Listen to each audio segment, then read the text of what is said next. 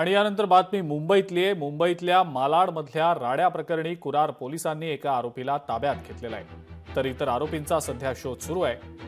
मालाड पूर्वेच्या पठाणवाडी परिसरात काल संध्याकाळच्या सुमारास 2 गटांमध्ये तुफान राडा झाला होता। त्यानंतर या परिसरामध्ये काही काळ तणावाचं वातावरण होतं। 2 तरुणांना मारहाण झाल्यानंतर 2 गटात तणाव निर्माण झाला होता। कुरार पोलीस स्टेशनमध्ये काल एक घटना घडली होती, जी गैरसमजामुळे झालेली होती। त्यामध्ये 2 समुदायांमध्ये हातापाई झाली। त्यानंतर कुरार पोलीस स्टेशन येथे तात्काळ गुन्हा दाखल करण्यात आलेला आहे। ज्या ठिकाणी ही परिस्थिती घडली ती देखील तात्काळ नियंत्रणात आणली गेलेली होती। त्याचप्रमाणे मी जनतेला असं आवाहन करते की जे व्हिडिओ व्हायरल होत आहेत त्याच्यावरती कृपया विश्वास ठेवू नये आणि अफवांवर विश्वास ठेवू नये। ज्या आरोपीचं नाव निष्पन्न झालेलं आहे त्यातील अरशान शेख नावाच्या आरोपीला अटक करण्यात आलेली आहे।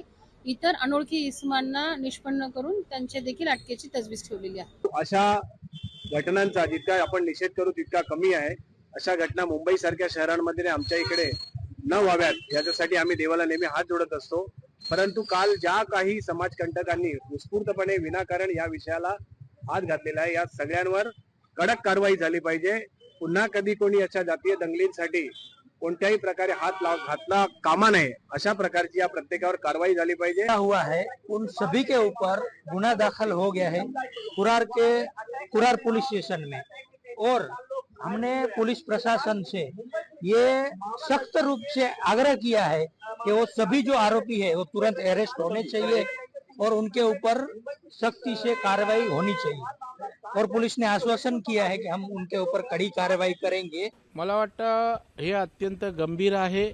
जर अशा प्रकारच्या प्रवृत्ती नववर्षाच्या दिवशी, हिंदू सणाच्या दिवशी या पद्धतीनं वागणार असतील तर मला वाटतं या प्रवृत्तींना ठेचण्याची आवश्यकता आहे।